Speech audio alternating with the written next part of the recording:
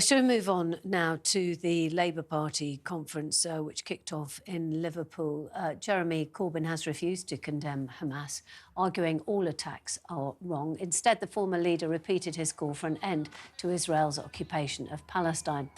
Keen to put distance between himself and the Labour left, Sir Keir Starmer said there was no justification for the appalling attack on Israel. His Shadow Chancellor, meanwhile, was taking to the main stage, setting out her plans to restore growth. Rachel Reeves vowed to revive Britain's economic credibility after what she called the wreckage of Tory misrule. Today, I make this commitment to you and to our country. Out of the wreckage of Tory misrule, Labour will restore our economic credibility.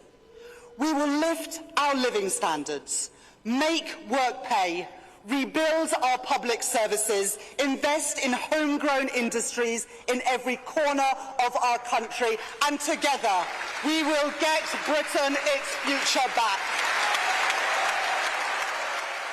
Well, there was one glaring omission in her speech. She failed to mention inflation even once, what Jeremy Hunt was quick to call the biggest single issue challenging British households. I think the thing is, though, that doesn't it feel... it does have, I mean, everything that I've read about, I mean, you know, I've watched a bit of it, and it does have that feeling for the Labour Party that this is, it does have that feeling of when Tony Blair... I won't go that far. No, it does. I agree, 96. What did you have for dinner? I want to know what food you want. Sushi. But it does, though. They all, you know, they're standing taller.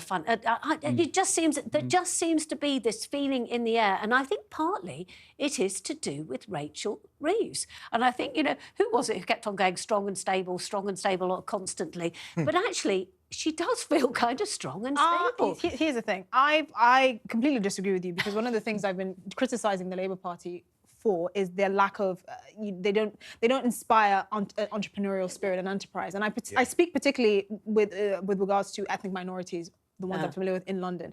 And they often say that, you know, we don't want to vote Labour because they're not speaking to how we as families can run our own businesses for our own communities, or how we can get tax breaks to be able to invest in our communities. Aspirational. Exactly. And I think that's the key difference between Rachel Reeves and sort of Tony Blair era. Exactly, because Tony Blair was the kind of person who can bring Conservatives on side, because he was talking about a meritocratic society where you can actually get opportunities, where you can succeed based off of your own merit. The Labour Party hasn't even made any reference to that. All they're saying is to correct Tory misrule. What does that look like? We all know there's very little wiggle room. None of the parties have talked about tax cuts. None of the parties have talked about economic growth in any real sense. So the public is not stupid. We can sense that really there's not really much you can do. But you see, but sorry, just to very briefly put on the thing. Sorry, you've got the former chairman of the former governor of the Bank of England saying, you know, it's about time. Oh, you mean the unaccountable person that can? He also wasn't a great chancellor, a great governor himself. Exactly, the unaccountable. And his forecasts were pretty rubbish. Exactly.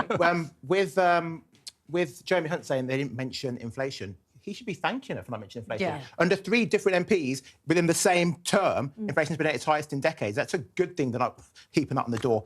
But my favourite thing from Rachel Reeves' speech was the COVID correction officer that she said they're going to bring in, which is good, because I want to find the billions that have been wasted. Yeah, that is can find the MPs who signed the contracts and get the money back from the people too. Can I just give a Conservative view of this, if I may? Because actually I was really impressed with Rachel Reeves. Oh. And the reason I was really impressed is I watched her go into Parliament in 2010. She has evolved individually with some real personal skills. I reckon she's had some training there, and good for her. But she delivered a very solid speech that's not going to frighten anyone, but it also didn't say very much. But I looked at her and thought, you're going to be the first Labour Prime Minister. I think so too. I thought she was quite interesting. I thought she was very impressive, and you're absolutely right.